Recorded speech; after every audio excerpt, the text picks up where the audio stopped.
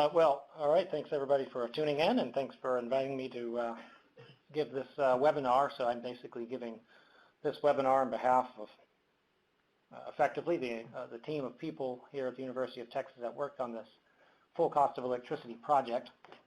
So I'll give just a little background. I think people on the call are mainly from other universities or other places. I think that's correct, if that's correct. But so the Energy Institute here at UT is, I suppose, like energy and some centers at other major universities. We exist under the umbrella of the entire, or as a sort of organization over the entire university. So what that means is we're not part of a college. So we report to the provost's office. So we exist to try to do research projects and educational activities and to help promote commercialization of things across the campus generally, not necessarily about any one college, but we sort of try to do things where we bring people together across campus. So this full cost of electricity study is the first example of a project in which we use some money to then distribute to various faculty members and students and other researchers on the campus of the University of Texas at Austin in the context of contributing work related to electricity, and we call this the full cost of electricity. So I'm going to give a summary of some of the results here and then go over one of the more features we made that is a little bit more entertaining for people, which is some interactive tools that are online that calculate levelized cost of electricity. So this took about, really we worked on it about 2 or 2.5 years, and we just launched the project, or at least announced that it existed, and published the results in December of last year. So it's been just a couple of months, or 2.5 months. So there we go. So what's the sort of framework or thinking here is that there are many cost factors that go into thinking about what generation of electricity might cost from any one type of technology, or from the electric grid overall, or just sort of the business models of electricity generation. So the top of this figure kind of references, if you will, quote unquote, kind of standard things people might want to talk about. What's the capital costs, or what are those various factors? What are the operating and maintenance costs and current and fuel costs that might go into thinking about what an electricity generation might cost, and then what are some other things that might involve policy or regulations and subsidies and these kinds of things, which would affect what someone would invest in, or what types of technology they would want to choose to invest in. At the bottom are some other things that people think about, but some stakeholders may want to, and some stakeholders don't think about so much. So what are the environmental or health impacts of electricity technologies? Are there different parts of those that we could think about trying to add in if we would like?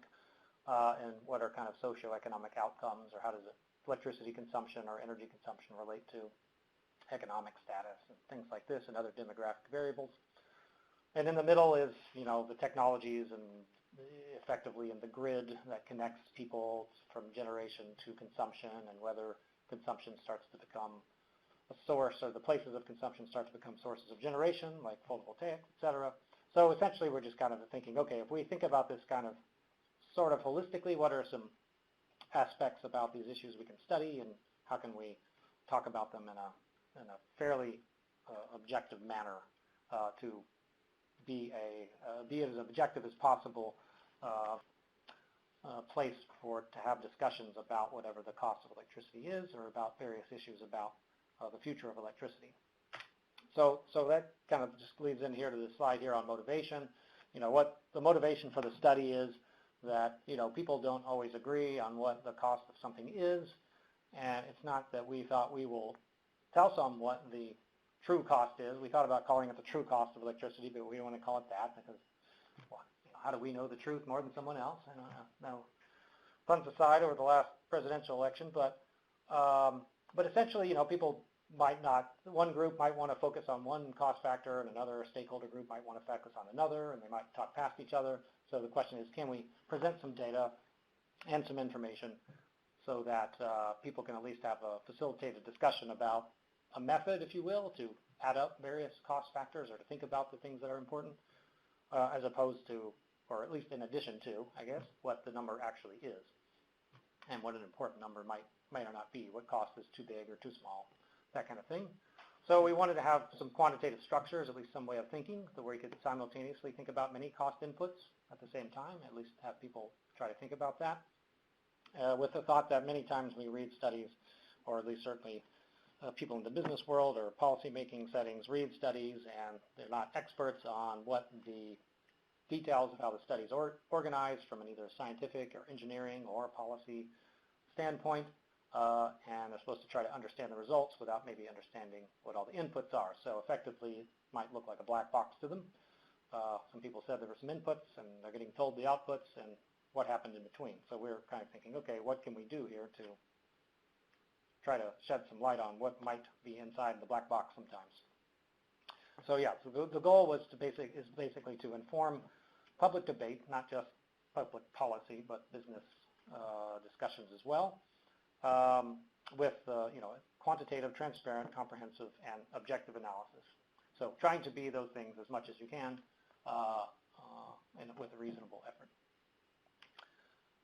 So the various products of the study are mostly a set of white papers and a few journal publications. I'm going to summarize the white papers that are online on the website right now. A couple of interactive calculators that look at levelized costs of electricity. I'm going to summarize those at the end of the presentation here. And then some, I guess, outreach and promotion efforts to make people aware that these things exist, I suppose, and to try to, drum up support for these kinds of efforts on campus. So in December, we effectively launched the study. We went to Washington, D.C. and gave a press conference and met with some various offices there and the government to let them know that the study exists. Since January, or I guess late December and January, we have had a series of blogs, sort of one blog for every white paper, that are on the IEEE Spectrum website, and these are linked to the website of the project as well. And those will go on through next month. So there's kind of a short snippet about what each white paper is about for those who don't want to read the white paper but want something. We have an executive summary which gives about a 1 or 2 page summary of each white paper and some of the main findings in them as well. And the third thing is at the bottom of this slide is that we've formed what's called a policy research project at the LBJ School of Public Policy. It's a standard format that they have to essentially have classes for master's students in public policy. Other students can join in. That's a 2-semester long course where some topic of interest is studied in depth the first semester, and then the students learn about it, and then in the second semester they sort of write up a synthesis of the material and perhaps have recommendations about the topic of interest. So we have one on essentially new utility business models that started last fall and will finish this spring, and that's being run by Fred Beach here at the Energy Institute and Roger Duncan, who is a fellow here at the Energy Institute, but is mostly known for being the former general manager of Austin Energy and former city council member of the city of Austin. So someone who's well known in the space of thinking about the impacts of technology change in the electric sector. So that was a good way to try to, in essence, try to wrap up the project and synthesize a lot of the material and what the ramifications are for business models. So there's other papers out there, obviously, on this topic, but this is a good way to involve students and serve the sort of research and educational mission at the same time. So the next few slides here will summarize the topics I'll quickly go over the topics of the full cost of electricity study, then I'll have some example results from them. And some of these are, again, they're not necessarily geared towards being cutting edge research per se. They are, many of them are geared towards trying to present, in some sense, basic information in a way that is shown why it's relevant for thinking about electricity. So that's kind of a bit of the way that at least I see our role here at the Energy Institute. So the first one is sort of a history of the electricity industry. So we have various people on campus just give their thoughts and summaries and put together a little paper on that, which can be used in classes as introductory material, this kind of thing. So that's a nice little contribution. The second one here is basically levelized cost of electricity on a county-by-county basis. So that's the one we're going to talk about in more detail at the end. Third one on this list, I'll give an example of the calculations. This was done by Dr. Santoso in the electrical engineering department with his two students, and discusses an example of integrating photovoltaics on a distribution grid and three example circuits that EPRI uses, or EPRI provides for test circuits for doing these kinds of analysis of distribution grids. The last two here are two that I coordinated with a student who was here, Jason Weibel, who then went to ARPA-E, and now he's gone on to something else. A little bit more interested in, I don't know, quote unquote, the soft side of things going on in electricity. So the fourth one there, community values, is sort of just a summary article about regions of the United States that pose as examples where people are trying to, in some sense, restructure their contractual agreement or business relationship with their current utility provider and the grid, and why they're doing this or how they're doing this. So, the examples in California, and somewhat the example of Boulder, sort of to the extreme, but it's not fully gone through yet. But just different ways of expressing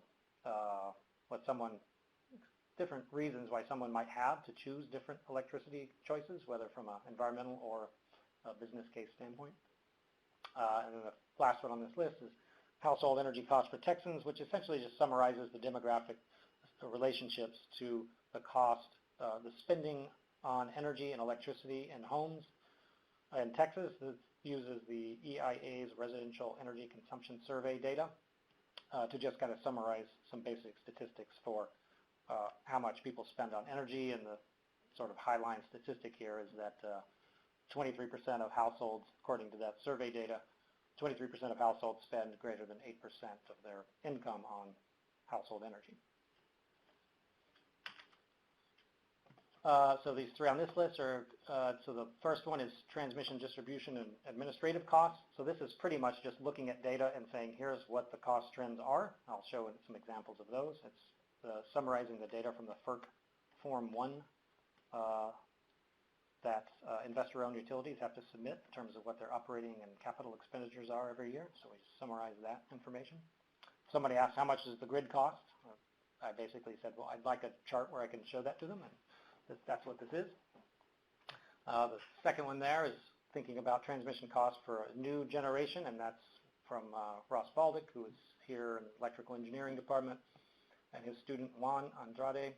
And this is sort of just a back of the envelope, or how to think about transmission costs. It was the ERCOT specific context, and they kind of compare greenfield power plants versus brownfield power plants, and then sort of renewables versus thermal generation, just due to geographic distances covered. The last one there is a description of how the EPA creates regulations. So this was actually completed probably a year and a half ago. David Spence is in the law school here and the business school, and Sheila Olmstead is in the public policy school, but is currently away for the last couple of years at the Council of Economic Advisors at the White House. And their student Tiffany. So this summarizes 3 EPA regulations, or at least the proposed one. Clean Power Plan is one of them. I think the other one was the Mercury Rule, and the other one was Cross-State Air Pollution Rule, I think. So it just kind of summarizes the EPA's calculations of costs and benefits and how they think about that, how it relates to the target pollutants. So it's kind of a background if someone, in some sense, didn't know how the EPA thought about rulemaking or assessing costs and benefits. This would be a place to start. And actually I have in press here, but so these three are all, these three are all on the website. So the top one, ancillary services, I'll summarize a result from this one. But ancillary services, due to increased wind penetration in ERCOT, so it says and solar generation, but it's actually, I guess it's actually not solar. I forgot that was on there. So it's pretty much just looking at wind generation in ERCOT and sort of looking at how wind capacity is increased, but solar or ancillary services have generally not increased as wind power has increased in capacity to a significant extent, and sort of looks at some of the protocols that have changed, operating protocols in ERCOT that have changed to assess, which one might be responsible for a decline or increase in ancillary services, and it turns out that ancillary services have declined, and they were just looking at the most impactful protocols. So I'll show a graph that gives an example of that. Federal financial support, I'll give an example of this. This is our attempt at summarizing subsidies, if you will, but from a federal level. And we also are working on one to look at this on the state level, which is comparing, or I guess not so much comparing, but at least tabulating estimated state level subsidies for Texas and California. So those people like to do Texas and California comparisons all the time, so we figured big states, big energy in both sides, different ways, so maybe those would be good places to start. And it gets, as you can imagine, perhaps more complicated at the state level than the federal level. The third one here is natural gas price forecasting. So this one's a group of folks in the business school here using sort of stochastic forecasting techniques on natural gas, since natural gas's prices are highly influential in wholesale markets and the cost of electricity. So here's 3 that are in preparation. There's 3 more that we anticipate being done by the end of the semester. The first one is sort of, ERCOT specific. If you look at, what do you think the power plants are going to be installed? What types of power plants do you expect to be installed over the next 15 or 20 years? And you look at this in a few different ways. Then, how do you compare these different methodologies for doing projections, which from sort of a back-in-the-envelope sort of approach, or at least sort of approximate back-of-the-envelope approach, to an Excel-based model, to then Aurora and Plexos, which are commercial softwares for running unit commitment and dispatch, where every single generator is modeled in ERCOT. So it kind of goes from highly defined or refined methods to not very refined methods to see how you can use one or the other and what kind of accuracy you can, well, not that you're accurate in predicting the future because we don't know yet, but at least just thinking about how they compare to each other. Second one there is to be something from Varun Rai and the LBJ School of Public Affairs, who looks at cost adoption of photovoltaics, or how do people make decisions about adopting technologies like photovoltaics, but he's going to look at an assessment of sort of these metrics of diversity within the electric grid. People often talk about, I'd like a diverse electric grid, and so he's just kind of thinking about how would you measure that, and are grids getting more diverse or not, and this kind of thing. So he's going to summarize some information there. That was a student thesis. And then this last one here, cost of energy efficiency retrofits for residential buildings. So this is Josh Rhodes, who's a postdoc here, and he's the one who was the key to doing the levelized cost of electricity study. And he's basically assessing for various climate places, I can't remember, maybe 60 or so places in the United States, running building simulations for the various climates across the United States for a standard set of energy efficiency options like windows and a more efficient air conditioner and an increased use of insulation, these kinds of things. Which one would be the most cost effective, or essentially what would be the cost effectiveness of each of those options to sort of compare that across the United States. So those are the list of papers. I don't know how you normally run this. If anybody has any questions about anything there. All the papers except the last 3 are on our website overall, and I think perhaps I don't even have on here. I think I have the website listed hopefully at the end. Can't remember. This is the slide presentation we gave at DC last December, so we should have it at the end, but I'll let everybody know the URL at the end anyway. All right, so I'll give some sample results from the white papers. So this one's one for the cost trends for transmission, distribution, and administration. So effectively, we thought, well, there are maybe 3 different ways, or more than 3, but at least 3 main ways where people might think about what the cost of something is, or for electricity. One is, how much money do you pay per year? That's the sort of the first column of data. The second column of data is, what's the cost per peak kilowatt? So if the reported data for utility is their total cost, and then whatever their peak kilowatt load is. So it's essentially the cost divided by that peak kilowatt. And then the final column on the right is the cost per kilowatt hour. So for the same set of costs, divided by all kilowatt hours served and load for that particular utility. So it's the same cost divided by customers, then the same cost divided by peak kilowatt, and the same cost divided by kilowatt hours. And effectively, the question was which one is more accurate in representing what the costs are. So the answer is, if you think about cost per customer, that's the one that's the most accurate in terms of a single dependent variable in discussing what the costs are. And the average that's shown in this table is about $730 a year. I'll show a graph on the next slide. The other takeaway from this is that transmission is the thing that least correlates to any of these parameters, but the distribution and administration costs are things that more highly correlate. So it perhaps makes sense. There's more distribution, infrastructure out there, and administrative costs would sort of be expected to scale with number of customers to some degree. The distribution costs and administration costs are about 40% each of the total, and then transmission is about 20%.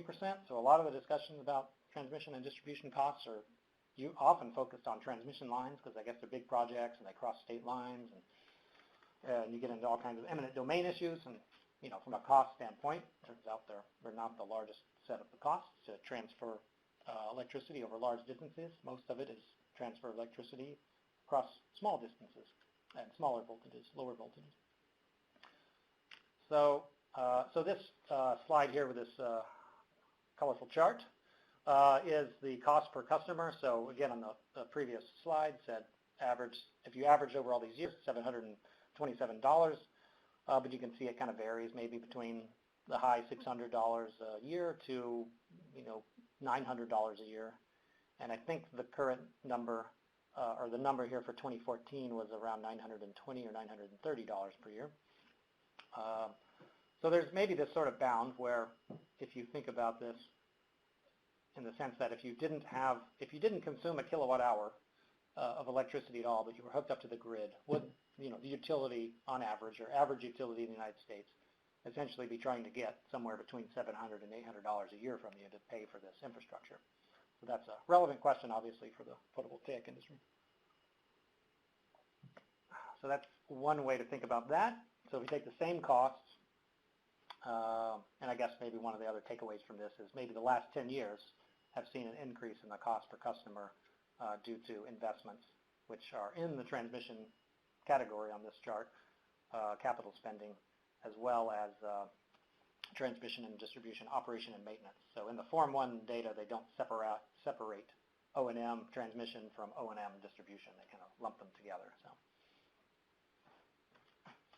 So this slide is the same cost data, but divided by kilowatt hours of the investor-owned utilities. And so, what are the takeaways here? If you look at it from this standpoint, the costs look to be going down on a per kilowatt hour basis, basically from the beginning of the data, 1960, until around 2000, and then they increase slightly up from there. The decrease is largely driven by the relatively rapid increase in electricity consumption during that time period. And then, of course, after 2007, there wasn't really an increase overall in the U.S. for electricity load, so that would be responsible for a bit of the increase after 2007, but it was increasing on a per unit basis even after, maybe in the early 2000s. So right now it's in the upper 3-point-something cents per kilowatt hour if we look at it like that. So perhaps you could think about it in terms of that on your average electric bill. So all the customers on the previous slide, by the way, are not only residential customers, they're sort of all customers. So that's the summary of the transmission and distribution paper. Just kind of some interesting charts. There's a chart breakdown for every single one of those cost components and a scatter plot showing the data points for every utility. And the data underlying it are available in a spreadsheet from the website. So if you're interested, the data are available. And that's handy because the original data are in some archaic old database format that you download from FERC that most people have ever used that software that uses it nor care to figure out how to use it. So we have Robert Ferris, who did the work, postdoc here, of course, is a very clever person, and figured out how to translate it into CSV files and formats that people are used to using. So cost of integrating distributed PV. This is done by Surya Santoso and his students. They had 3 example circuits, and they looked at 5 different potential engineering type issues that might necessitate intervention. Some sort of intervention to enable an increase in photovoltaic generation. So the question is, how much photovoltaics can you install on a distribution circuit before you have some sort of engineering type issue that you have to deal with? And it would be different for every circuit. So that's what they call the hosting capacity. So the top bar chart, the top set of bars on this chart indicate the overall hosting capacity for each of these 3 circuits. And effectively, the bars on the top are the minimum of all the 5 other lower bars. So whichever is the most constraining concept effectively dictates the hosting capacity. So they looked at reverse power flow, which is essentially power flowing outside of the across the transformer that links the distribution feeder to the larger part of the distribution grid, voltage deviations, and overvoltage conditions. So these are the main things they looked at. Here's an example of one of the circuits, or at least a result from one of the circuits. So since we're thinking about cost of electricity, we tried to translate this into dollars. And so for this particular circuit, they had 3. They would look at 3 phases of intervention, if you will, and those are referenced, if you can tell, at the bottom by the squares. So the squares indicate the result for phase 1, phase 2, phase 3. So phase 1, or hosting capacity 1, is essentially how much photovoltaics can you stick in without doing anything on that distribution circuit. All you did was add photovoltaics, and how much can you get? So in this particular case, it's close to 40%, or close to 50% rather, of the peak load, or in this case, median peak load across the year. And then the second one, which goes to almost 80%, but not quite, and the cost appears to be roughly still 0, is if you just change the operational parameters of the distribution circuit, but you didn't install any new hardware, how much photovoltaics can you install? And I think usually, I don't know if always, I think usually this operational change is setting in the transformer, setting the tap position or tap changes in the transformer that leads to the distribution circuit. And then the next step is, okay, well, how much, what do you need to do to get to, say, 100%? The graph here kind of goes to a much higher number, but what do you need to get to 100% of the peak load or higher? In this particular case, the limiting factor necessitated that storage would be required, or some kind of battery storage or electricity storage would be required in this case. So you can estimate your favorite cost for battery storage to get from, in this case, around 75% to 100% peak penetration. This slide is the same analysis, but on one of the other circuits. The circuit B, which is not being shown, could basically have 100% of photovoltaics installed on that circuit without any new hardware. This one was a little bit different. So this one had a lower range 1 hosting capacity. This one's better labeled. Then range 2, you could, again, sort of change the operational parameters to get to almost 50% PV penetration. And then after that, the sort of dictating factor on this particular circuit wasn't that you needed storage to address the problem. It was more of a power factor concern that you would use smart inverters on these. So given that smart inverters might become, I guess people on the call can tell me more, sort of more normal parts of installations of photovoltaics on residential or distributed circuits, then this is not maybe that huge of a deal. And it's not as much of an incremental cost on top of the photovoltaic installation anyway. So those are examples of that paper. This paper, here's one chart, or I guess 2 charts from the white paper on looking at renewable what they generically called operational reserves, but different kinds of ancillary services in ERCOT, and whether these have changed as more wind power has been installed in ERCOT. So both of these charts show two examples. The red line that stair steps from lower left to upper right refers to the right axis, right y-axis, and it's the average number for how much wind capacity there is in ERCOT from 2007 until 2013. It's the same on the lower and the upper graph. The blue, slightly more squiggly line is associated with the left axis and is the quantity of regulation up and regulation down services that ERCOT procured to maintain grid stability. Effectively, the regulation up and down reserves are used to maintain frequency of the grid, so they're kind of very small timescale adjustments on sort of the second scale, and so they're in basically around in the hundreds of megawatts. You'll see the big change here is that there's a drop around 2010, or at least near the end of 2010, in which the regulation requirements go down, and that was due to ERCOT going from a zonal dispatch methodology to a nodal market dispatch methodology. So the main things that are important, or at least a few of the main things that are important to know about that, is that the dispatching occurred on 5-minute intervals instead of 15-minute intervals. This is a common recommendation from wind integration studies, so like that NREL does or something like this. So we went from 15-minute dispatch to 5-minute dispatching intervals. Additionally, the generators are scheduled on a per generator basis instead of on a fleet-wide basis. So if I'm a company that owns 10 power generation units, I don't schedule all 10 as a single bid. I schedule now 10 bids instead of one single bid for all 10. And there were some other changes. So that's the bar on this graph is saying what is the decrease in reserve requirements, regulation requirements, due to going from a zonal system to a nodal system. So that's not a technology-specific factor. That was a grid-wide change. And so the thought here is that you can make the grid operate better by changing the protocols of the grid itself, and that can reduce regulation or other requirements,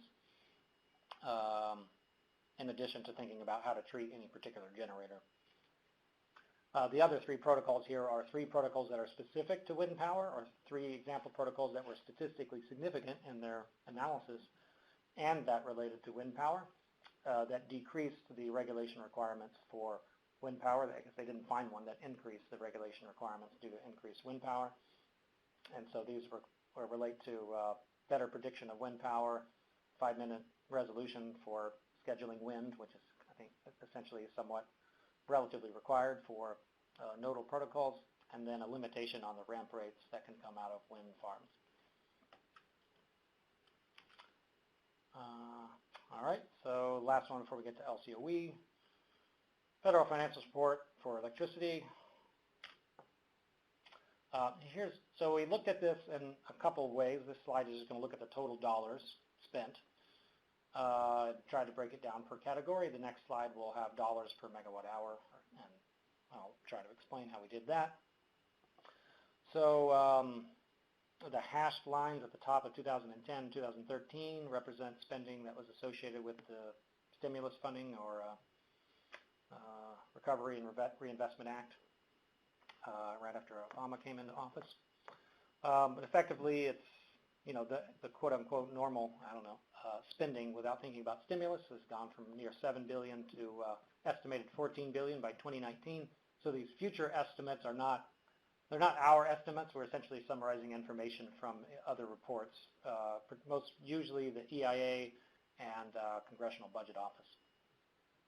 So they're projecting forward what spending will be from various tax programs, and we're taking out the ones that are associated with power generation in some form or another. So what are some of the takeaways here? 2010, 2013, the quantity for, let's just say, HC is hydrocarbons, so oil and natural gas, but mostly natural gas when we're talking about electricity. Coal and nuclear are roughly on par with the quantity for wind and solar. or the other and the renewables, and then projected to increase over time, mainly due to projected increases in installations of wind and solar. Wind mostly investment tax credits, and then solar mostly production tax credits. So that's for the most part why they increase, and one of the larger increase here is estimates for wind. Behind in the report, interesting things behind it are, most of the tax incentives or the incentives for renewables are about actual electricity generation or the actual power plant itself, because fuel is effectively free. So you can't incentivize extracting fuel, whereas hydrocarbons and coal are sort of the opposite. Most of the incentives are associated with extracting the fuel and not associated with what you do with the fuel later. That is to say, whether you turn it into electricity or not. So we basically apportion, let's just say if there were $1 billion associated with natural gas and 40% of natural gas is used for electricity, then we associated $400 million with natural gas related subsidies for the electric sector. All right, so this is the same data, but now on a megawatt hour basis. So it's sort of an apples and oranges thing to try to compare let's just say the natural gas and coal power generation to solar and wind, because most of the time we think about the cost per, or you can think about the cost, say, per project, if you will, like one power plant, and it lasts 40 years, and these are the costs, and this is the megawatt hours I expect it to generate, and sort of calculate it that way. Another way is to say, what is the spending this year, and what was the generation in this year, and then calculate a number, and then go to the next year. What's the anticipated spending, and what's the megawatt hours in that year, and then do that comparison and go to the next year. So what I stated here, the latter method is what we have here, and the reason we chose it is because we thought it was just the easiest way to compare them, because most of the data, let's just say trying to break out an individual oil and gas well impact on the natural gas production in any particular year in the future would be sort of a fruitless effort due to the quantity of oil and gas wells, and will increasingly become hard to do for all the other wind and solar as more come on. But effectively, so yeah, we're just like spending per year divided by generation per year. So that's why the wind and solar are relatively high on these charts compared to the others, but also expected to drop relatively quickly in terms of $1 per megawatt hour basis on these charts. So one takeaway from this is, according to our estimate from the literature on this topic, somewhere in $3 to $5 per megawatt hour is sort of the overall subsidy from the federal government that appears to be related to electricity generation. So it's not a huge number, but it's also not a really small number. It's not point something cents dollars per megawatt hour, and it's not tens of dollars per megawatt hour. So it's it's non-trivial. It is I don't know. I guess that's my interpretation of it. And other than that, yeah, obviously we're expecting wind and solar to fall more as time goes on. So now going to the LCOE discussion. I'll try to go through this quickly. I think it's been a little bit too much time on the other one. So, because I'll go to the web here. I'll hopefully switch to the web where I have the interactive tool. So what was the idea? We wanted to basically, levelized cost for electricity is kind of the first thing people would calculate to understand how to compare technologies, but it's a horrible metric for doing this for many kinds of reasons. But we thought, well, what if we can do levelized cost of electricity and make it a little better than it normally is? And the way we thought we'd make it a little bit better than it normally is to discuss it geographically and be able to add some externalities into it. So that's basically what we did. So we took various cost factors, the underlying cost factors that go into levelized cost of electricity, and tried to estimate these across the United States on a per county basis. The main reason we did it on a per county basis is because of the image on the far upper right of this chart, which is that damages from criteria pollutants are already calculated and estimated on a per county basis to inform EPA rulemaking and things like whether a power plant exacerbates ambient air quality standards or in a region or something like this. So each one of these factors, if you know how well you can see the colors, but yellow represents a relatively high cost, blue represents a relatively low cost. On the upper left is capital expenditures. Most of the data underlying this basically come from the EIA, by the way, so we're not a houser of data that's unique, I guess. So I'll say that. So we're using the estimates the EIA uses for how construction costs vary across the United States, which is the upper left, an example. Things are more expensive on the coasts, more people live there, higher wages. Fuel prices, which the example's in the middle, so natural gas fuel prices. Essentially, you know, whereas natural gas fuel prices are higher, where there is less infrastructure to deliver natural gas. And we're effectively interpolating between places that don't have any infrastructure or don't have any metrics, pure data. The lower left represents, you know, renewable resource, so that's wind capacity factors. So for the wind capacity factor, we purchased one of the kind of standard proprietary databases on 80-meter hub height wind speeds or wind capacity factor. For solar, we used data from NREL from their solar advisor model and sort of ran that for every county to get a capacity factor and solar insulation for solar. And then the bottom middle one is market dispatch conditions. So the question is, what is the capacity factor for non-renewable resources, or what's the capacity factor you would assume for thermal dispatched units?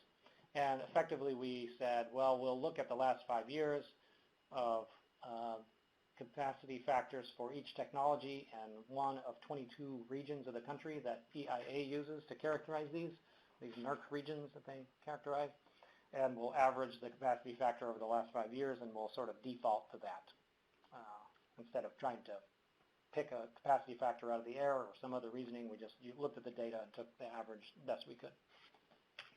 So when you do all that and put them together, you end up with a chart like this. This chart is showing the technology that happens to have the lowest cost of electricity, lowest levelized cost of electricity if you were to build a power plant in that county. So we have 12 technologies, we calculate the LCOE in every county, and then we just say which one's the cheapest and show the color, and we also show the actual calculation of the dollar per megawatt hour as well. So on top of this is an example of, or including filters, if you will, of availability zones.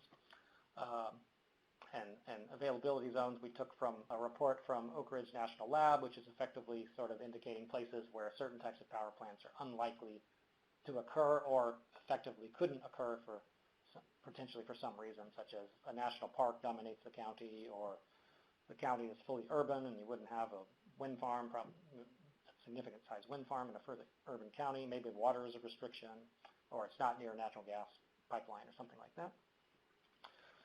So that's what this is showing, and for the most part, the center of the country is for our baseline assumption of conditions, et cetera. So this would have been effectively, if you installed a power plant last year, you could think about roughly the cost factors for last year. This year, it could be a little different, or 2017. So yeah, so this graph is kind of the standard graph with quote-unquote externalities. So this includes the price of CO2, assume social cost of carbon for carbon dioxide, and health impacts from emissions from criteria pollutants. So if you're going to put a coal-fired power plant in the middle of a city, it's going to pretty much raise the cost to make it look infeasible. So here's the map if you took out the externalities, but you left the availability zone. So the previous map basically had no coal. Now you get some coal that can come in, the yellow and orange, the yellow and light orange colors. Again, the dominant colors on here are the green in the middle of the country is the wind, because that's the wind corridor where it's windy. The orange, UT orange color, if you will, is natural gas combined cycle. And then the sort of purple color that's a little bit more dominant in the southwest is utility scale solar for those regions, obviously with high insolation. So, all right, so now I'll say if you don't like what we did, then you can change the numbers. So I'm going to click over to show the online calculator, and hopefully it should work. So I guess somebody give me a yes that you can see this to make sure.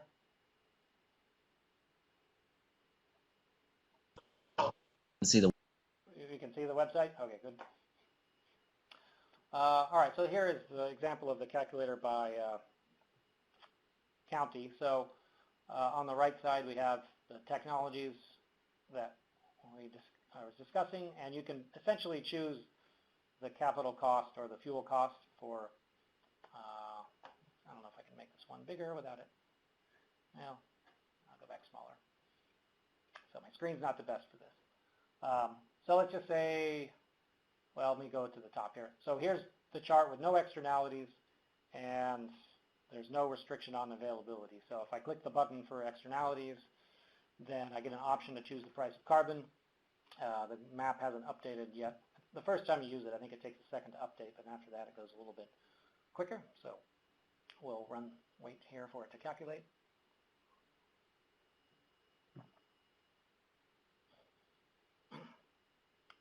Usually it doesn't take that long.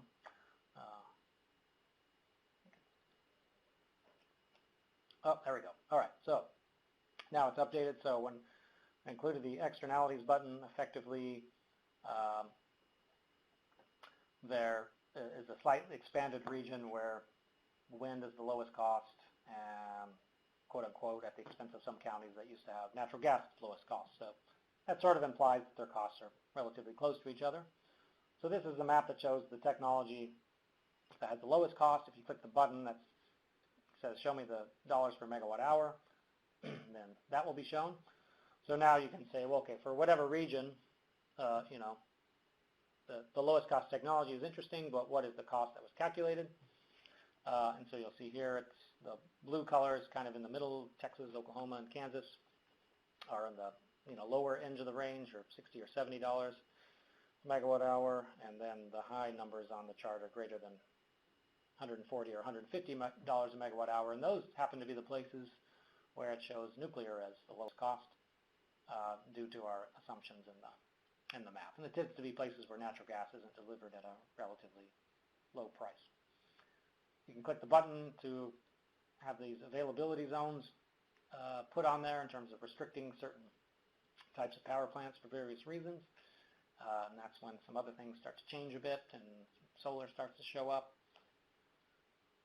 You can change the capital cost. So let's just go to photovoltaics, utility scale photovoltaics, and the assumed average cost. So again, this isn't the cost in every county, it's the average cost, and then the costs vary according to assumption about construction cost factors across the country.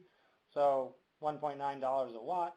So some things have been, so again, the results here aren't they're not including subsidies explicitly, so there's no production tax credit or investment tax credit, these kinds of things. So if you want the sunshot goal, and I think we're pretty close to getting there, then you can put in $1 a watt or $1,000 a kilowatt and see how the map changes and see how many places where solar might be the most competitive thing in that particular county. So that's that, and go back to our quote-unquote baseline, which I guess today it's probably less than that, a little baseline. I can zero out carbon dioxide, see how that changes things. I can try to make coal great again. I can basically make coal free and see if that brings back some coal plants, and it didn't in this case.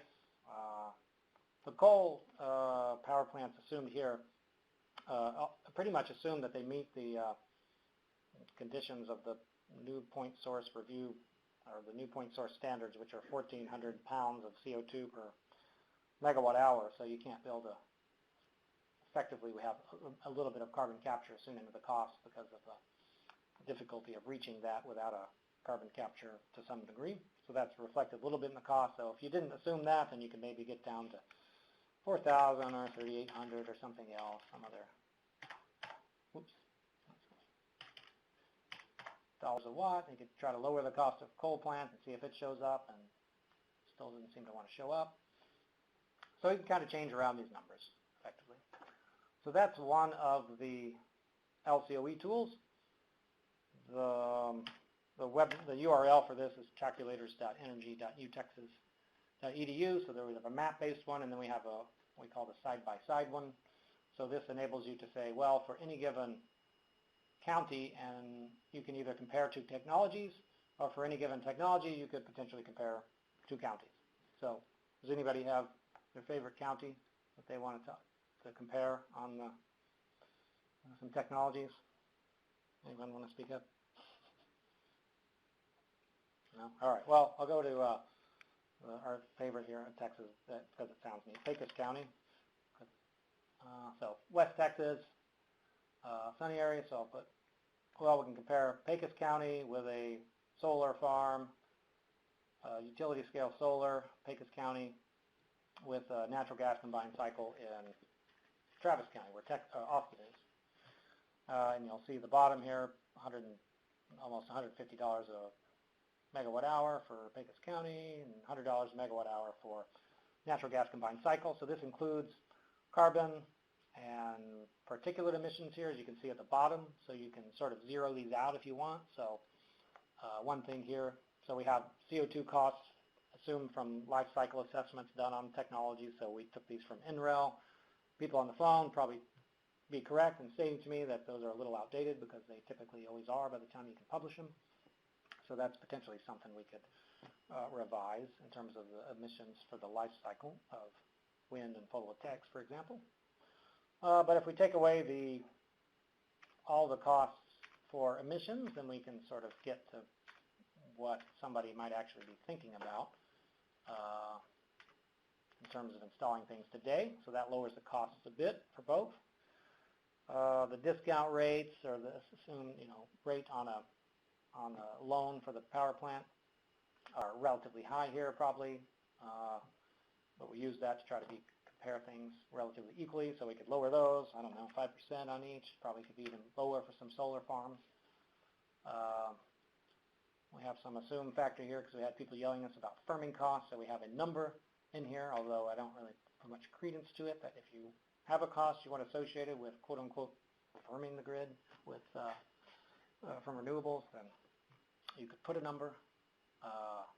When I estimate a cost of transmission to connect a power plant, in this particular case, they're pretty much the same factor, but we could just take away the cost of transmission if we wanted. If we want to simplify, take away the cost of transmission for everyone, and then we get even a little bit lower. So by just kind of playing around here with those factors and taking out things that aren't often included in the real project cost, but that people might want to talk about, and holistically or in a policy context, then you can start to get the numbers that start to reflect a little bit more what you might see on the ground, things happening. So this one's essentially assuming $1.8 a watt for solar in Pecos County. Remember, the default is 1.9 average across the U.S., so that gives a little bit of an example of how the cost factors are adjusted per county. Things are a little bit cheaper to install in Texas in general than other places. So if you think, yeah, if we're going to get to, people are installing at maybe $1.2 a watt, then you can put that in, and so now you're getting $52 a megawatt hour, and that doesn't even include tax credit or anything yet. So anyway, so it's a way to kind of play around with the numbers and do some comparisons. So I think effectively I'll just stop there. The website for the project in general is available from the Energy Institute website, but the full cost of electricity, if you type in Google, I think the full cost of electricity, I think it shows up, or you can access it via the website, which is energy.utexas.edu. So I should stop talking so people can ask a question. Thanks.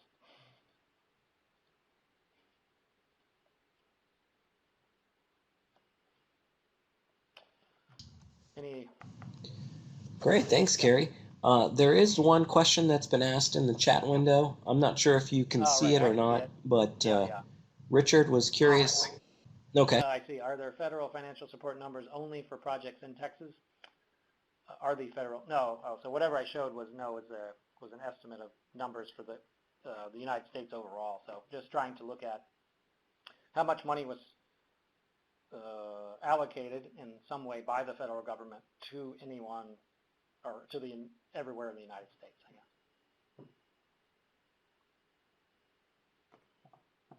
So the projects, or the white paper not yet coming, or not yet out, is looking at Texas-specific incentives and California-specific incentives, and then that gets you into the aspect of Texas as sort of, a natural gas exporter. So if you got incentives for natural gas, some of it's not even actually consumed in the state, and California is an electricity importer, so we have to try to think about that a little bit. Luckily, the student that's working on it, Ben Griffiths, is very clever and diligent. There's a question, can explain the difference between the O&M costs being higher for solar than gas, and why the natural gas plant only dispatches 46%. I guess in terms of my example that's still showing on the screen here. So the operating costs for natural gas aren't, I wouldn't say are smaller. There's three different categories of operating costs, I guess. One's associated with fuel, one's associated with fixed operating and maintenance, and one's associated with variable operating and maintenance. And none of them are on the same unit, so that makes them hard to compare. So that's actually a very good point that you just made me think about right now. I can't do that calculation in my head to know how they actually compare in total, but I've got to guess that the operating costs are significantly lower in total, dollar per megawatt hour, than for solar. So the one you could do, I guess, is zero out the capital costs and figure that out. So I've zeroed out every single cost. There is no capital cost here, and the capacity factors are the same, and so I basically have an operating cost of $11 a megawatt hour for solar and $34 for natural gas. So that would be a way to think about that. There's a question, did I miss the second tool you used? Well, one is LCOE and the other one is something else. Effectively, they're both LCOE. So there's two tools, but they're doing the same calculation. The levelized cost of electricity map, that's, I guess, tool number one. And then the side-by-side calculator of levelized cost of electricity is tool number two. The difference mainly being there's less things you can change on the map, but you get a map with pretty colors. And the side-by-side one, you do not get a map with pretty colors, but you can change all of the numbers. So they serve different purposes, I guess. Same calculation, but different purposes.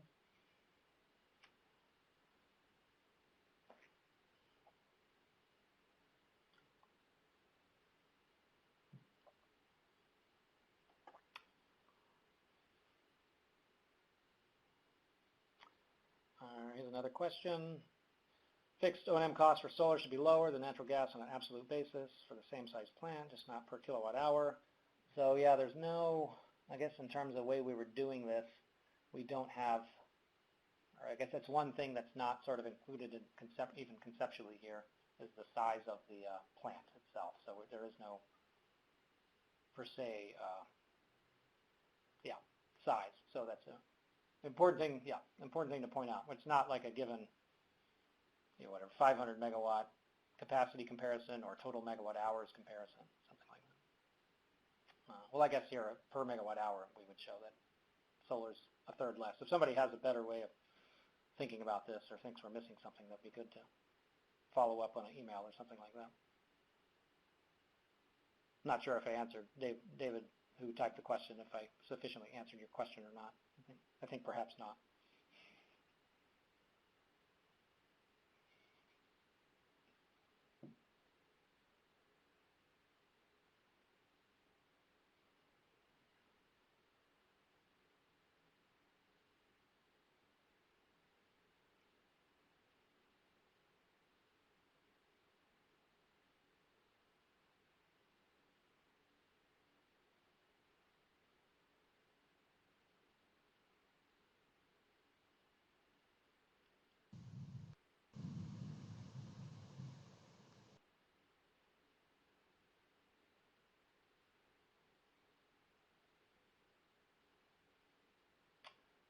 Right. So the white paper online, yeah, we could look at where we got I don't remember I'm not going to recall off the top of my head what the source.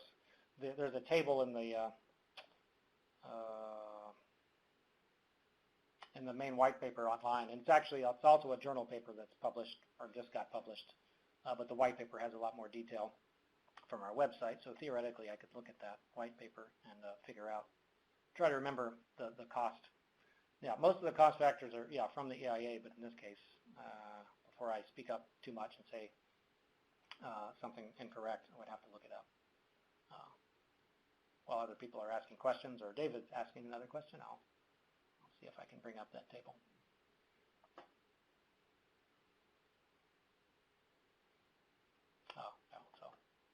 David says, aside from the answer to my question, he thinks it's a great tool, so thank you. It's a lot of work, but I mean, really, when it comes down to it, we're leveraging, tons of, the work by, people that collect this information, the government labs and industry people that can, try to help with things to think about, so that they're all effectively getting, effectively we're leveraging that information, I guess you might say. So if, David, or if somebody follows up with me in an email, I can ask our Josh Rhodes, who was the kingpin or the lead author on this, to try to follow up on the O&M costs come from. I'm looking.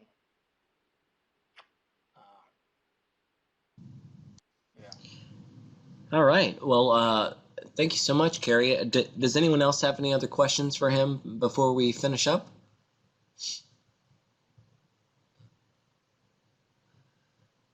As David said, that's a staggering amount of data in this, so it's great for us to even know about this tool. I think we were unaware of it, so thank you so much for sharing the information. Our challenge is now to make sure we can update it effectively every year. A lot of the things aren't going to change, but the structure doesn't change, and some of the data doesn't change, but we have to update the numbers, fuel costs and capital costs mainly. So that's something we'll have to grapple with now. So hopefully.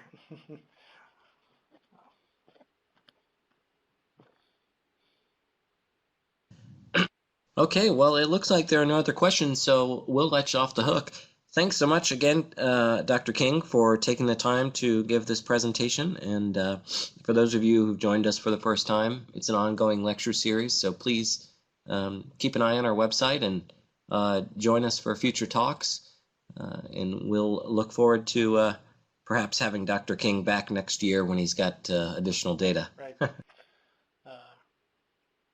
Thank you. If anybody has questions on the study, then you can email me and I'll forward it to the person who can best answer it if I can't.